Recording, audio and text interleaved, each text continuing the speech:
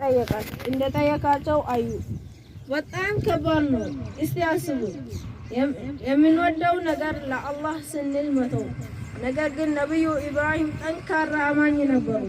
የአላህ ትእዛዝ ሁሉ መልካም እንደሆነ ያውቁ ነበር።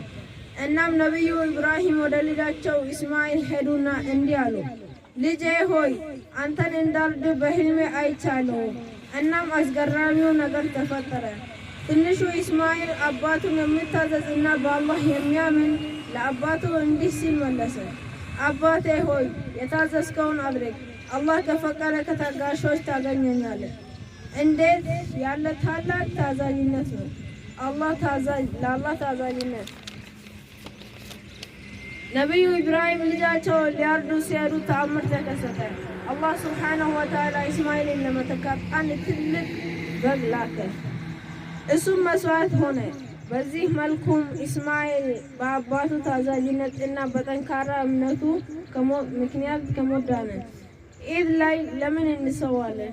ከዚያን ቀን ጀምሮ በመላው ዓለም ያሉ ሙስሊሞች በኢድ አልአድሃ ላይ መስዋዕት ያቀርባሉ፣ ያርዳሉ። ይህን ታላቅ ታሪክ የታዛዥነት እና የእምነት ታሪክን፣ የመስዋዕትነት እና የክፍያ ታሪክን ለማስታወስ ነው። እነዚህ መስዋዕቶች ለአላህን ለሰጠን ብዙ ጸጋዎች ምስጋና ናቸው። እንዲሁም ለድሆች እና ለችግረኞች እርዳታ ናቸው።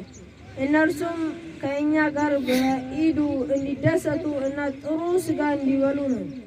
እኛ ስንሰዋ አላህ በጣም እንደሚወደን እና ለእርሱ የምንሰጠው ነገር ሁሉ በረከት እንደሚሰጠን እናስታውሳለን። ሌሎችን እንረዳለን። ይህ ደግሞ ደስታን እና እርካታን ይሰጣል። በኢድ አልአድሃ ምን እናደርጋለን? በዚህ የሙባረክ ኢድ ላይ ብዙ የሚያምሩ ነገሮችን እናደርጋለን።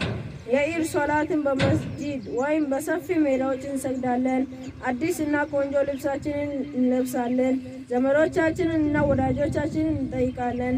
ሰላምታ እንለዋወጣለን እና መልካም ኢድ እንመኛለን። ከቁርባኑ ጣፋጭ ስጋ እንበላለን፣ እንጫወታለን፣ እንስቃለን እናም እንደሰታለን። ውድ ልጆቻችን አስታውሱ፣ ኢድ አልአድሃ ለመብላትና ለመጫወት ብቻ አይደለም።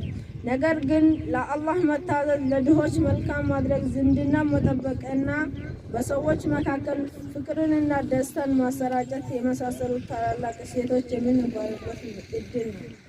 السلام عليكم ورحمة الله وبركاته. وعليكم السلام ورحمة الله وبركاته. الله أكبر الله أكبر الله أكبر. ما شاء الله ما شاء الله. ጥሩነው ኢንሻአላህ። በመቀጠል ኢንሻአላህ አሁን ያው ዳዓውን ሰምታችኋል። ከዳዋ በኋላ ትንሽ ደግሞ አዝናኝ ነሺዳ አለን። ነሺዳ አቅራቢ ተማሪ ሙኒራ ማህሙድ ፈሊተፈضل مشكورا.